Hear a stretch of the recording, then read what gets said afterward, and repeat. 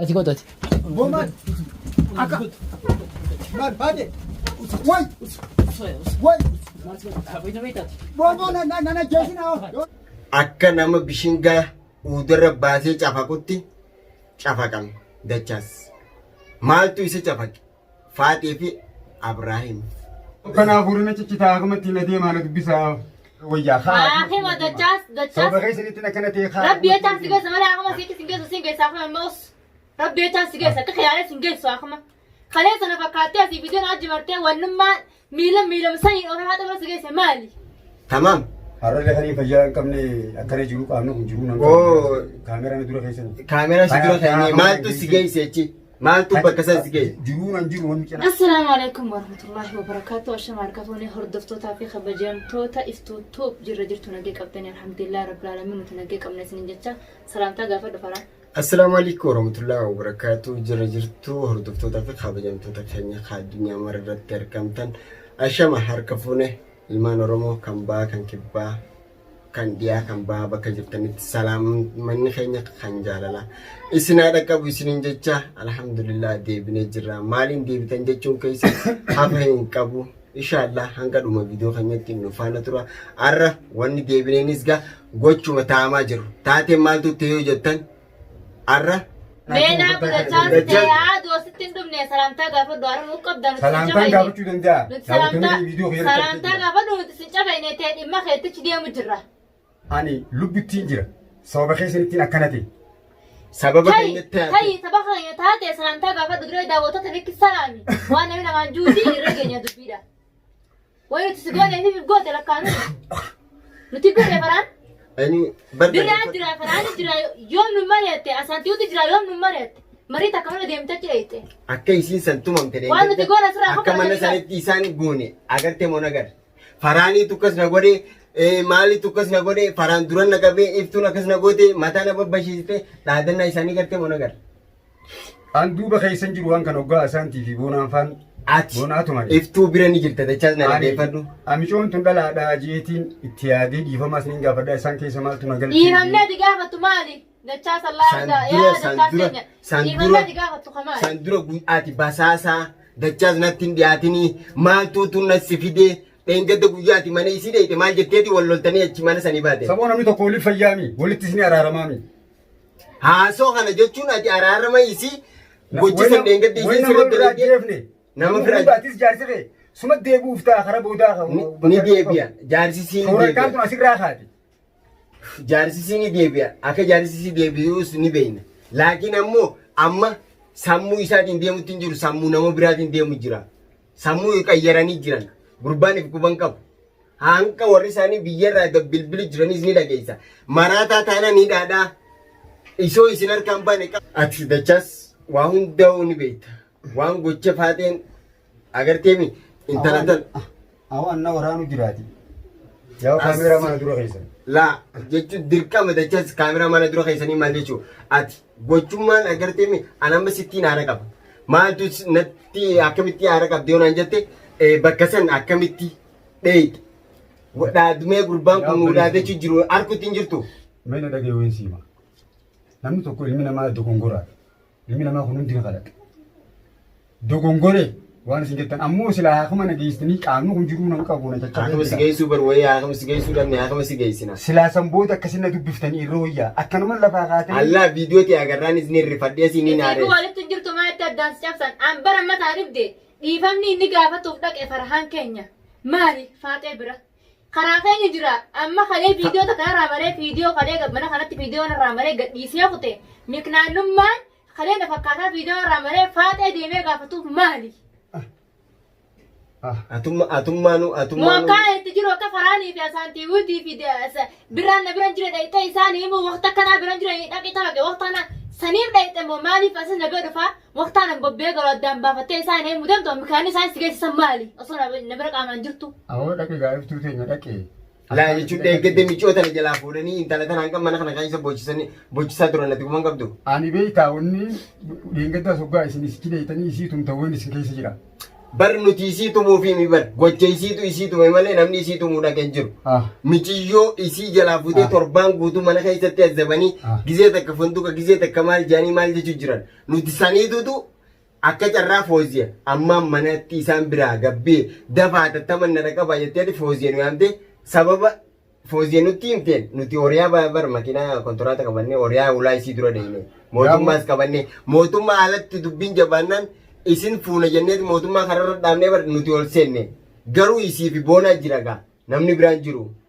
Tamam yeroo isaan mana keessa horii eegalan harakaatu godhanii waa fudhachuu eegalan nutis ka aarree isaan firaa qaqqabne. Amma na fuuluma ciccitutu jira. Waan takka gochuu hin danda'u. Afarisitti haacituuti akkasumatti us. Dhagee. Daawwattoota Dooni baa kana geessan irra. Maalitti aqliin qabdu yaaddooti. Xiqqishoo namni bar waa firaa. Kollee yaadu. Dhiirummaa akka dhiiraa firaa dhaabbattee mana baay'eetti deemu jira. Faateen gaafachuu deemattee viidiyoo firaa martee shaaraa guddaa irratti hogguu dheettee dhiira saree seenqisanii keessa caba kanatti xiqqishoollee yaaddu. Maa gadhiif taa'u viidiyoo san. Jaarsuma kee fa'a jaarsuma. Maa gadhiif taa'u viidiyoo san maa qabate. Jaarsi kana gee qabuuti. Jaarsi kana gee qabu. Viidiyoo gaan gadhiisa. Maa gadhiisa viidiyoo. Gaan gadhiisa isheen eebbata. Jaarsi kana gee qabu bar jaarsi. Sila jaarsisii ta'e bar jaarsisii sila if beeke dilani ilmoo isii jala. Namaan mee osatti baraan amma tumara dhaabi. An namaan laala jee mana namaan bira deemuu san. Intaltee ol kaatee risaalaa bareessa dhiirakka ta'eetii si jaamte si cafeessisiiste akkami gabbaatee viidiyoo san gadhiis taa'utti. Wallaa kunis dogongora kiyyaa. Irraan kaasaa irraa kaasuu yoo ta'e. Dogongora kee maal himte afaan ol qabe ciisii fi cafa hixeenyi si cafa qeemati. Biqilsi cafa qeemati. Biqilsi cafa kan afaan walitti qabe. Takkanaati daawwattoota fi faraan keenya wajjin faraan walumaan jiru takka wallaaleetiin jira karaa san. Waan nuti kaleessa isaan goone san nurraa akkatti nurraa ba'an immoo ayyaanni uummata kanaaf hin galle. Maali maal fadhanii maal fadhan mee gaafadhaa mee fadhan yaa Oromoo mee uummata kanaa fadhan gaafadhaa. Ibrahim Abdallah jaartii miti jeena dhiisee faraan keenya. خلاص واو رسالة جرس هاي دنا دقوا جت تبرنا نبرة جرتا وان إنسان جنني دقايس فران ما لنا راقبة يودن ديك هلا تقول ساني ما أنتم بسني فرا ما نجي فدو يفتو خلا بريد ما ندي بني بلي ساني لا خاصو تنجرو بالبلي ساني خاصو تنجرو سلا بالبلي ساني ورر را خاصه تما جتش تك ساني بدي بسه إيه إساني را بالبلا خاصو تنجرو إنه يرد بالبلي جران إنكاسو يجو جران إسانيس قربان نجي فدو ساموسا جن ديمو تنجرو nama isan geenyeetu nama isaa gadiitu waatti godhee jira.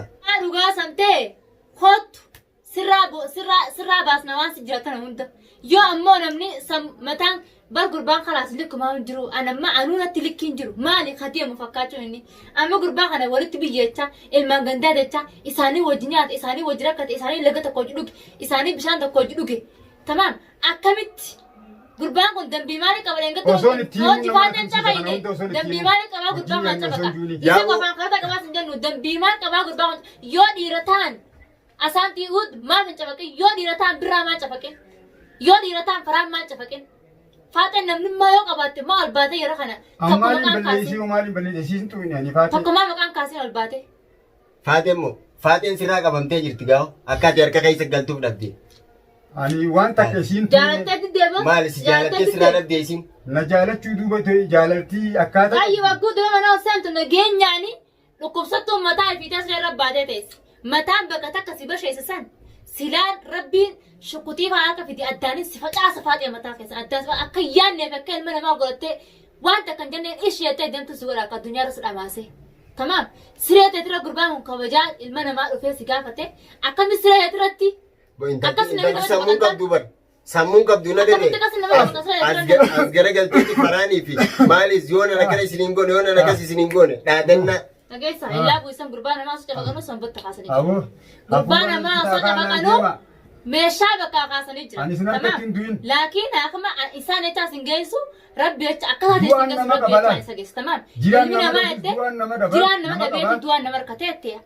Oromoon gizee mahmaasee jecha Oromoo hundi mahmaasa qaba. Tamaam takkaati daawwattoota uummata keenya badiin gurbaan kun qabus yoo qabaate. Badiin qaba badii dhaadannaa isaanii nuu erga. Yoo na faraana kana sin goone yoo na birraa kana sin goone yoo kana jaanii dhaadechi jiran. Nu bira kutanii foozii miskiintitti dhaadechi jiran.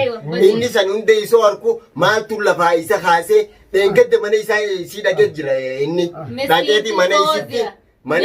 harka dachaa sirraa irra kaayan kan silaa foozii irra kaayanii wallahi adaan isin gal daawwattoota rabbii isii kaasee faaxeen fooziyaatu ittu isii osoo lubbuun jirtu ummata kabgootenne dheenee mataa basheessine arrallee akka sireerra mataa hidhattee teessu dhiirachi ijaartee dhiirasa intala obboleessa qabdu isin obboleessatti hoolaaf jirtu kun maali ka isin siree sira qabde maali jaala si gaafatee jaala gaafatee sirraati deemo siree sira kabajaan dhibee si gaafate maaliif gurbaa kan harkatti raajisiifta yoo nama taate biyyaaddu malee atummaanu sammuun qabdi jechaas eega guyyaa sanii marraa dhibba takka ol bilbila marraa dhibba takka ol bilbila nama kannitee nama bilbilchiisu jiru isaan dhuftee na dubbisitti michoon tuyyaa unagayaan awwan isin keessa jira oggaa isin tumtan san dhuftee na dubbistee jaala mattar jirtani kaisaan maa nu gaafsa jirtan lakkii ati nagee walii qabnaa dhuftee na laaltu illee naan jettee jirti isiin akkasumatti sirra dhaabbadhee yaaboo miidhanii jiranii afoona lallaahin jaa jeetuma dhaqe rabbi na kaasee ni dogongore ilmi namaa dogongore amma lubbuttiin jira naachi keenya jecha hafuura baafachuu hin danda'u haa asumatti na deema. Ati ayyee intala manee isii sireera ciiftu dheedha seera maa baragattaes afoonaa seera janiini. Duuba yoo dhukkubaa maal waa ol goona? Maa ol goona? Abba wallahi waayaa fi namni jaanne hundi mataa dhukkubsee yaa Oromoo. Awmi maal asiin jiru? Dhageeffadhu. Awwaan dogongore ilmi namaa ni kalata. Dogongore amma karaa akumaan aan deema cacabeetiin jira. Hordoftoota fi kabajamtoota keenya dachaasis dhibbarraa dhibbatti badii ni qaba.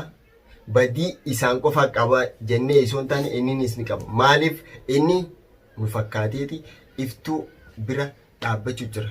Akkamitti yoo jettan dhufeeti haala itti micoontu mana deebituuf haala itti iftuu fi Abrahaam walitti deebi'an iftuu akkamirra jirtaa maalirra jirtaa jeeti dhufee nurra information bakka kana to'achuu jira. Gurbaa wayisi deebi'e wayisi miidhe maal wayisi godhe eega achirraa deebine jechuu dhaadannaa isaanii ni arga.